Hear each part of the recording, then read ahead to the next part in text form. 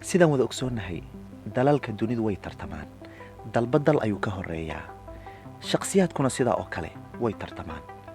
waa halka ay Soomaalidu ka leedahay la kala tag orodse maaha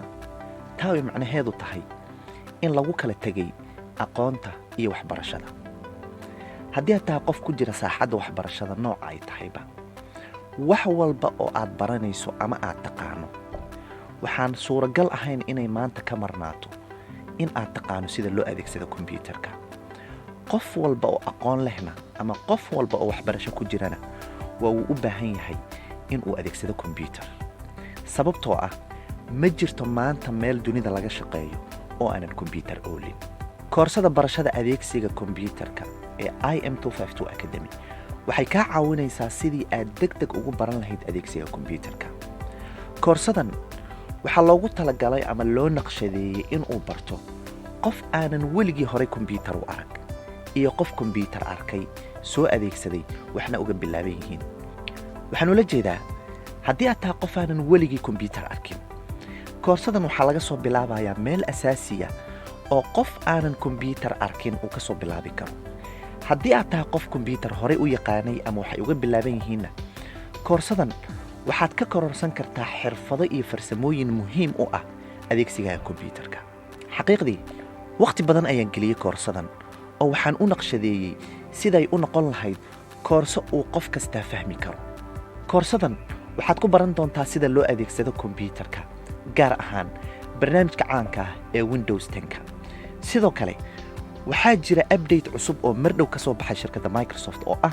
inay soo saartay Windows 11 oo ah Windowskii ugu dambeeyay ee dunida hadda laga adeegsado maadaama isbeddel uu ku yimid Windowska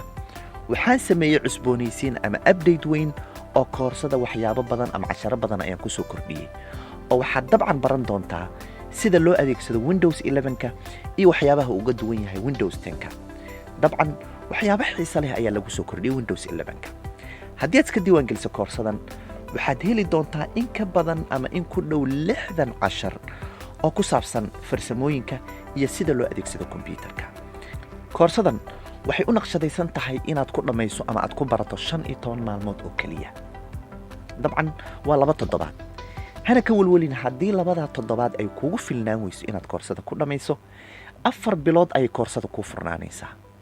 4 bilood waad ku ceshan kartaa casharada waadna ku laalaaban kartaa wixii aad ka fahmi weysay sidoo kale waxaad geli doontaa imtixaamaad gaaraya 3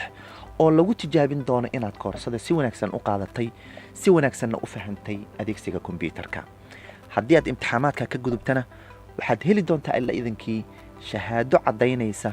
in aad koorsada kombiyuutarka dhamaysay isla markaana aad tahay qof adeegsan kara kombiyuutar waxaa sidoo kale ii farxada inaan kuu sheego inaan koorsadan mar walba cusboonaysiin doono oo aan update garayn doono waxaan ula jeedaa waxaan ku soo kordhin doonaa casharo iyo farsamooyin muhiim u ah adeegsiga kombiyuutarka koorsadan waxaa hore isaga diiwaan geliyey oo ka faa'iiday ama ka aflaxay kumanaan arday oo afka Soomaaliga ku hadla oo daafaha dunida ku kala nool runtiina way ka soo mahadceliyeen waa rajaynayaa adigana haddii aad isdiiwaan geliso inaad ka soo mahadcelin doonto oo wax badan aad ka faa'iidi doonto farsamooyinka adeegsiga kombiyuutarka haddii aad tahay qof danaynaya barashada adeegsiga kombiyuutarka waxaan kugu soo dhaweynayaa inaad koorsadan iska diiwaan geliso fadlan kaliya booqo im252academy.com ama nagala soo xiriir WhatsApp-ka shaashada kaaga muuqda si aan kuu caawino halkan waa im252 Academy ku soo dhawow koorsada barashada adeegsiga kombiyuutarka oo kaliya aad ku baran doonto 15 maalmood